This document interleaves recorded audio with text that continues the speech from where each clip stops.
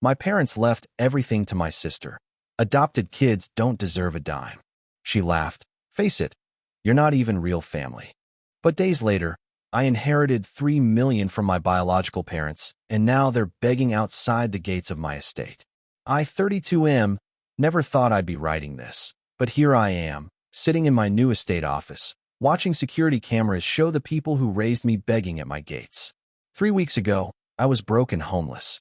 Today, I'm worth more than they ever were. Let me start from the beginning. I was adopted when I was 6 months old. My adoptive parents always made sure I knew I wasn't their real child, especially when they had my sister 2 years later. She was their biological miracle, their golden child, their everything. I was just the practice run. Growing up, the differences were subtle but constant. She got the bigger room, the newer clothes, the college fund. When I asked about college, my adoptive father told me I should be grateful they fed and housed me for 18 years. Real children deserved investments, he said. Adopted ones should make their own way. I worked 3 jobs through community college, lived in a studio apartment with mold in the corners, and watched my sister graduate from Stanford debt-free. She became a lawyer, married another lawyer, and bought a house in the suburbs. I bounced between odd jobs, never quite making enough to get ahead. 2 months ago, my adoptive parents called me over for dinner. I thought maybe, finally, we could have a normal family meal. Instead, they sat me down in their pristine living room and told me they were updating their will. My adoptive mother explained that everything would go to my sister. The house, the investments, the family business, everything. When I asked why, my adoptive father shrugged and said adopted kids don't deserve a dime of what they'd built for their real family. My sister was there, smirking from the corner. She looked at me with those cold eyes and told me to face it. I wasn't even real family. She actually laughed while saying it, like it was the funniest thing in the world. I left that night and never went back. They didn't call. Neither did she. 3 days later, I got evicted. My landlord had sold the building, and I couldn't afford the deposit for a new place. I was sleeping in my car, showering at the gym, and trying to figure out how to rebuild my life at 32. That's when the lawyer found me. He was from some fancy firm downtown, the kind of place with marble floors and secretaries who looked like they earned more than I ever had. He found me at the coffee shop where I was using their Wi-Fi to job hunt, and he knew my name, my face, everything. He told me my biological parents had died in a car accident 6 months ago. They'd spent 31 years looking for me, trying to undo the closed adoption, hiring investigators, following every lead. They'd never stopped loving me, never stopped wanting me back. The lawyer showed me pictures. My biological mother looked like me around the eyes. My biological father had the same stubborn jawline I saw in the mirror every morning. There were photos of them at my age, and it was like looking at alternate versions of myself. But here's the thing that broke me. They'd kept a room for me. For 31 years, they'd kept my room exactly as they'd prepared it before I was born. Blue walls, a crib that they eventually converted to a desk, school supplies for grades I never attended, Christmas presents they bought every year just in case. The lawyer handed me a letter my biological mother had written before she died. In it, she told me how they'd fought the adoption agency, how they'd been young and naive and trusted the system to help them keep their child. They'd never wanted to give me up. The agency had lied to them, told them I'd gone to a family across the country, made it impossible to find me. They'd spent everything they had searching. They'd hired lawyers, investigators, anyone who might help. They'd never married other people, never had other children, because they couldn't move on from losing me. But they'd also built something incredible while they searched. My biological father had started a tech company in the 80s, and my biological mother had invested in real estate. They'd poured their grief into building wealth, hoping that someday they'd find me and could give me everything they'd never been able to provide. The number the lawyer showed me didn't make sense at first. $3.7 million. Plus the house, a lakefront property with 4 bedrooms and a view that looked like a postcard. Plus the business, which still generated income. Plus investments in companies I'd heard of, but never imagined owning pieces of. All mine.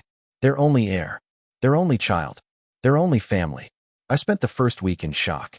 The lawyers handled everything. Transferring accounts, setting up trusts, making sure I understood the magnitude of what I'd inherited. I bought new clothes, got a haircut, and tried to process that the people who'd spent 31 years loving me from a distance were gone. The house was exactly as the lawyer had described. My room was on the 2nd floor, overlooking the lake. They'd updated it over the years, but carefully. The walls were still blue, but they'd added photos of me they'd somehow obtained, school pictures, yearbook photos, even a grainy shot of me at my community college graduation that they must have paid someone to take. My biological mother's diary was on the nightstand. 31 years of entries, all about me. Wondering if I was happy, if I was healthy, if I knew they loved me. She'd written about my first day of school, even though she wasn't there. She'd written about my graduation, even though she couldn't attend. Every birthday, every Christmas, every milestone she'd missed was recorded with love and longing. I cried reading those entries.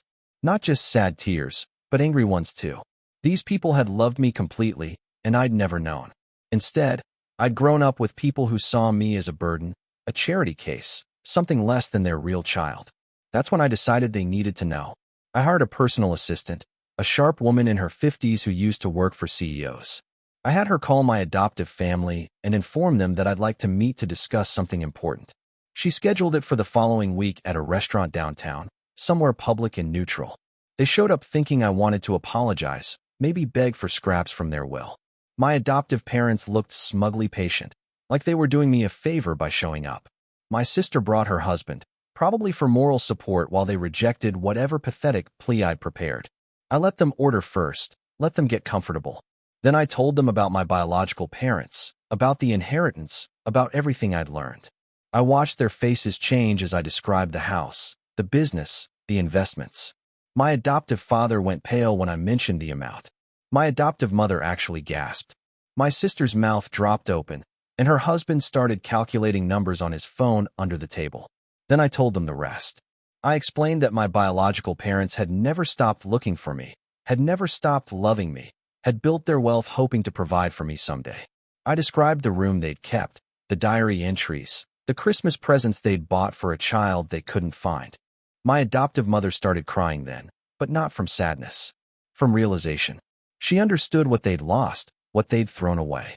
They'd had a son who could have been grateful, who could have been family, and they'd chosen to make him feel worthless instead. My sister tried to backtrack. She claimed she'd always loved me, that her comments had been taken out of context, that family was more than blood. Her husband nodded along, suddenly interested in building a relationship with his wealthy brother-in-law. My adoptive father asked if there was anything they could do to make things right. He suggested family therapy, regular dinners, maybe helping me manage my new wealth since they had experience with money. I listened to all of it. Then I told them exactly what I thought of their sudden change of heart. I explained that real family doesn't abandon you when things get tough.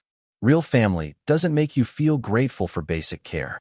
Real family doesn't laugh when they tell you you're not worth their inheritance. I told them I'd found my real family, even though they were gone.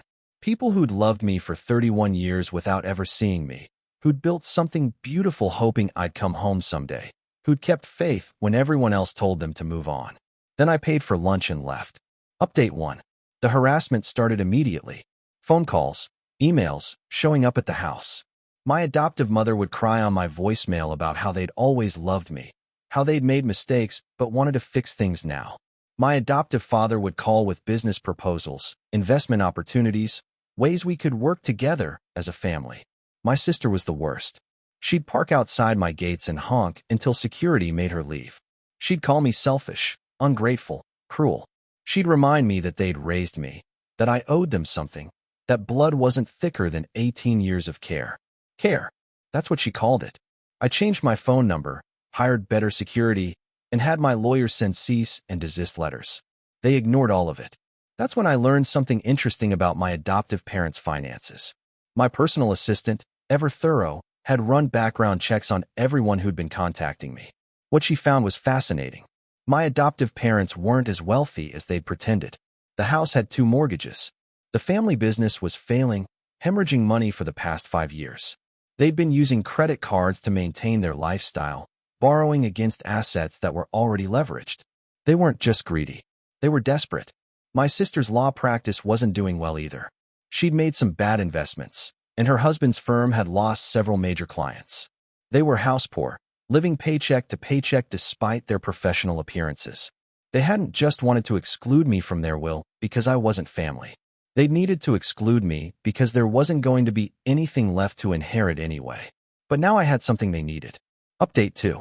Last week, my adoptive parents lost their house. My personal assistant informed me when it hit the foreclosure listings. She'd been monitoring their situation, partly for security reasons, and partly because I'd asked her to keep tabs on their financial decline. They'd moved into a rental apartment across town, something small and outdated, nothing like the pristine suburban home where they'd raised their golden child. My sister had offered to let them stay with her, but her own financial situation was too precarious to support 3 additional people. That's when they showed up at my gates. Not to visit or call or ask politely for a meeting. They just appeared one morning, sitting on the curb outside my property with cardboard signs. My adoptive mother's sign said, "Please help your family." My adoptive father's said, "Homeless and hungry." My sister's said, "You're all we have left." The irony wasn't lost on me. I watched them through the security cameras for hours. They took turns holding the signs, trying to look pathetic for anyone driving by. My adoptive mother would cry on cue whenever a car slowed down. My sister would point toward my house and gesture dramatically, probably explaining how their wealthy son was heartlessly ignoring their plight. My security team asked what I wanted them to do. I told them to let them stay as long as they weren't breaking any laws. Public sidewalks were public property. They camped there for 3 days. On the second day, my adoptive father tried climbing my gate. Security escorted him back to the sidewalk and warned him about trespassing. He screamed that I was his son, that I owed him everything, that he'd invested 18 years in raising me and deserved a return. On the third day, my sister brought her children. That crossed a line. I watched my niece and nephew, kids I barely knew because their mother had never encouraged a relationship with their not really uncle, sitting on the sidewalk with their own little signs. They looked confused and tired, and they kept asking their mother why uncle wouldn't help them. I called my lawyer immediately. Within an hour, he'd contacted child services, the local police, and my sister's ex-husband.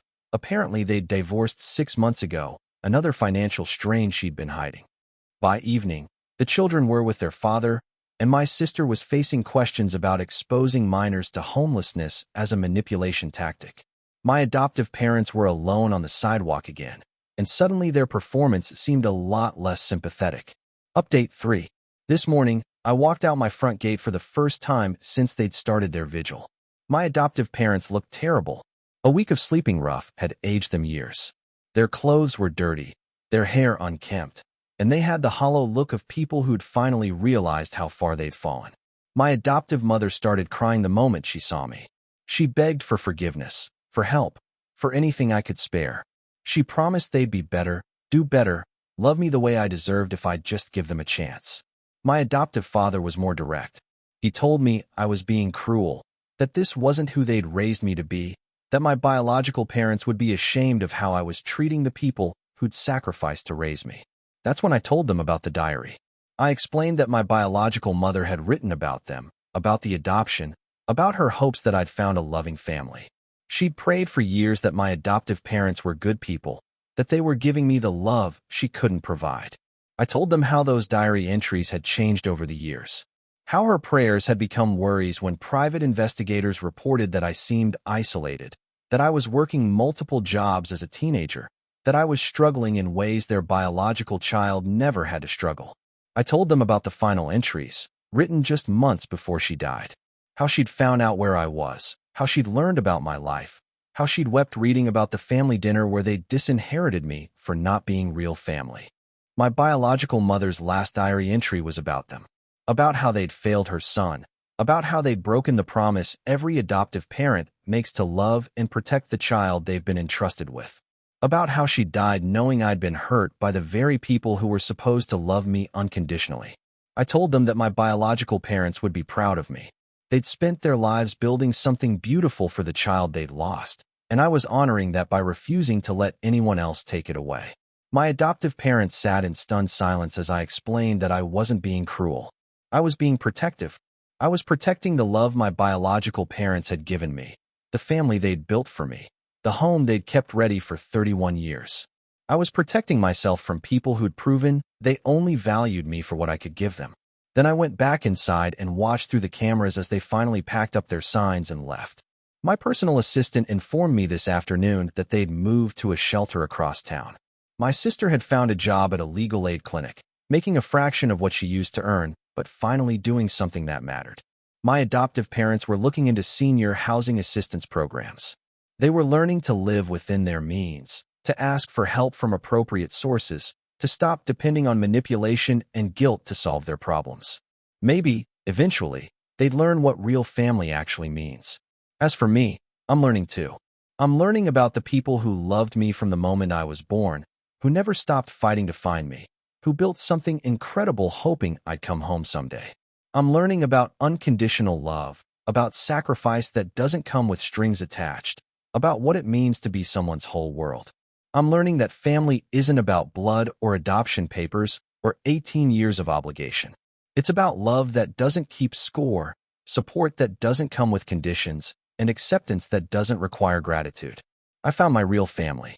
It just took 32 years and a tragedy to bring us together.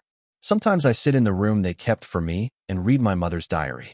I talk to them, tell them about my day, thank them for never giving up on me. I tell them I love them too, and I promise to honor what they built, to be worthy of what they sacrificed, to live the life they dreamed of giving me. The people who raised me are still out there, still struggling, still probably wondering why their adopted son won't rescue them from the consequences of their choices. But I'm not their son anymore. I never really was. I'm exactly where I belong, with the family who chose to love me before I was even born, and who spent 31 years proving that love was real. That's worth more than any amount of money, though having both doesn't hurt. The gates to my estate are closed to people who see me as an investment or an obligation. But they're open to anyone who wants to know me for who I am, not what I can provide. So far, that's a pretty small list. But it's growing, and it's real, and it's mine. And that's enough.